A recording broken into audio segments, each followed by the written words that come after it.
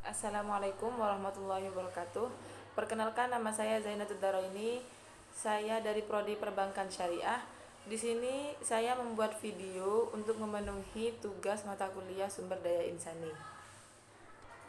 Yang pertama itu pengertian kompensasi. Kompensasi adalah apa yang diterima karyawan sebagai balas jasa atas kontribusinya. Bentuknya bisa berupa finansial maupun non-finansial. Bentuk-bentuk kompensasi itu ada beberapa. Yang pertama itu termasuk gaji atau upah, insentif, tunjangan, dan fasilitas.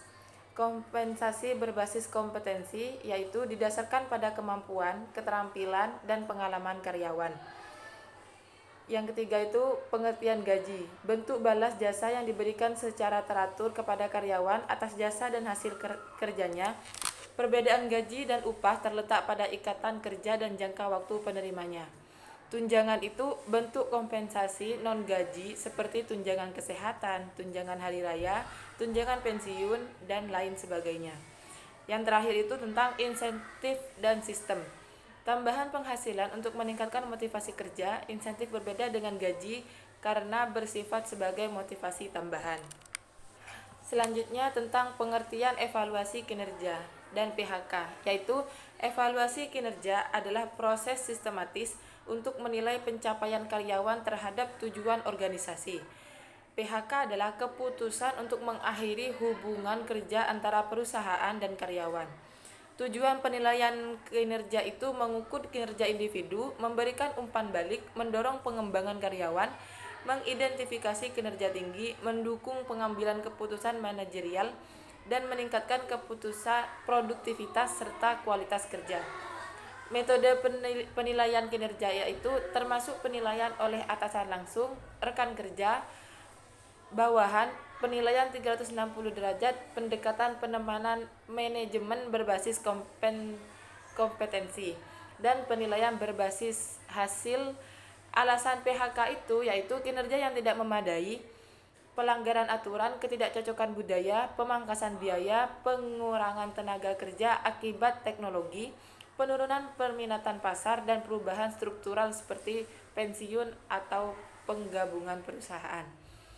Prosedur di PHK itu meliputi perencanaan dan evaluasi, pemberitahuan awal pertemuan pembicaraan, dan pemutusan kerja yang dilakukan secara etis dan sesuai dengan hukum serta kebijakan organisasi.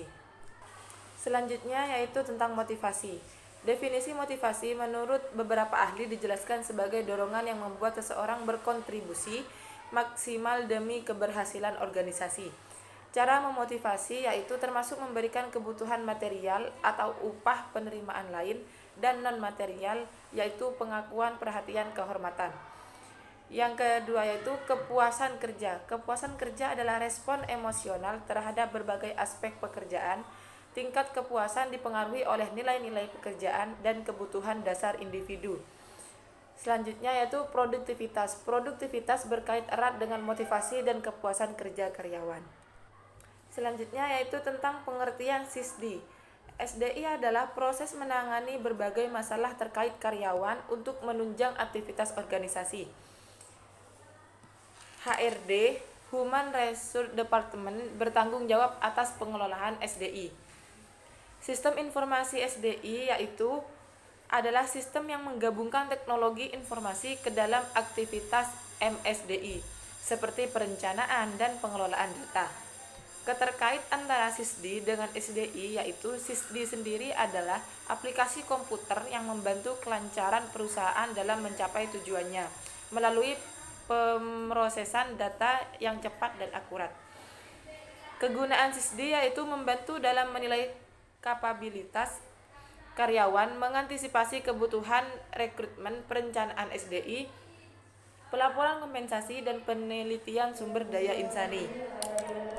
Selanjutnya tentang penyesuaian mutu SDI. Proses untuk menyesuaikan kualitas SDI melalui perencanaan perekrutan, inventarisasi pegawai, dan memastikan pegawai sesuai dengan kebutuhan dan standar mutu. Peningkatan mutu SDI sendiri yaitu mengintegrasikan nilai-nilai keimanan, amal soleh, dan ilmu dalam pengembangan SDI. Pendidikan dan pelatihan harus terus dilakukan untuk meningkatkan kualitas SDI. Mutu SDI, mutasi SDI sendiri yaitu proses pemindahan pegawai baik sebagai penyegaran organisasi maupun karena alasan tertentu seperti ketidakmampuan atau pelanggaran. Selanjutnya tentang pengertian etika pemasaran.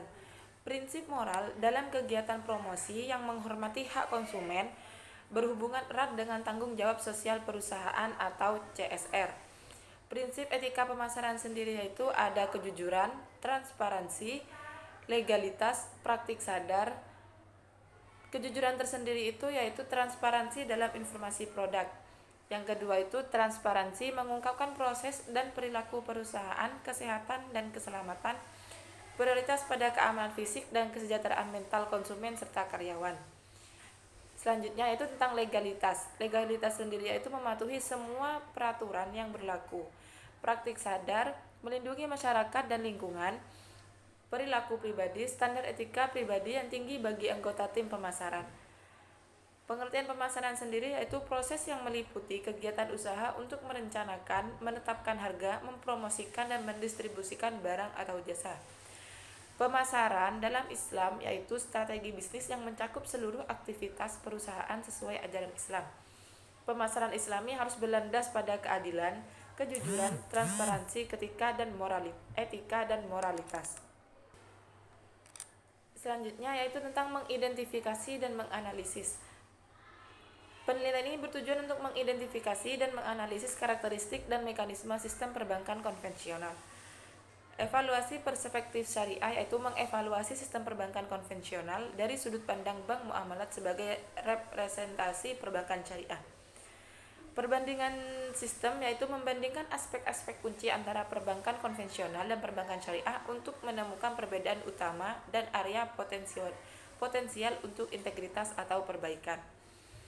Analisis hukum Islam yaitu mengkaji dan menganalisis praktek-praktek perbankan konvensional dari perspektif hukum Islam atau fikih muamalat, termasuk apakah mereka sesuai dengan prinsip-prinsip syariah atau tidak.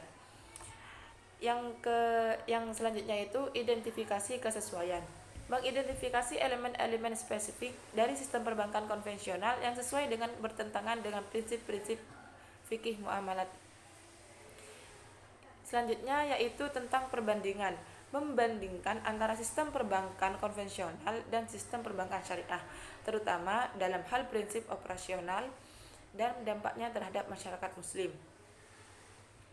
Pemahaman masyarakat itu meningkatkan pemahaman masyarakat tentang bagaimana fikih muamalat memandang sistem perbankan konvensional serta dampak dan implikasi dari penggunaan layanan perbankan konvensional bagi umat Islam. Analisis proses konversi yaitu menilai bagaimana proses konversi dari bank konvensional menjadi bank syariah dilakukan, termasuk langkah-langkah yang diambil, tantangan yang dihadapi, dan strategi yang digunakan untuk mengatasi tantangan tersebut. Kinerja dan keuangan operasional yaitu mengevaluasi dampak konversi pada kinerja, keuangan dan operasional bank dengan melihat indikator seperti profitabilitas, efisiensi dan stabilitas finansial sebelum dan setelah konversi. Kepatuhan terhadap prinsip syariah yaitu meneliti sejauh mana bank yang telah dikonversi memenuhi prinsip-prinsip syariah, termasuk kepatuhan terhadap regulasi yang ditetapkan oleh otoritas terkait seperti Dewan Syariah Nasional dan Bank Indonesia. Dampak terhadap nasabah yaitu menganalisis perubahan dalam kepuasan dan kepercayaan nasabah setelah konversi bank dari konvensional menjadi syariah. Implikasi sosial dan ekonomi. Menilai implikasi sosial dan ekonomi dari konversi tersebut terhadap masyarakat luas dan sektor perbankan syariah di Indonesia. Mungkin cukup sekian dari penjelasan saya, kurang lebihnya saya mohon maaf. Wassalamualaikum warahmatullahi wabarakatuh.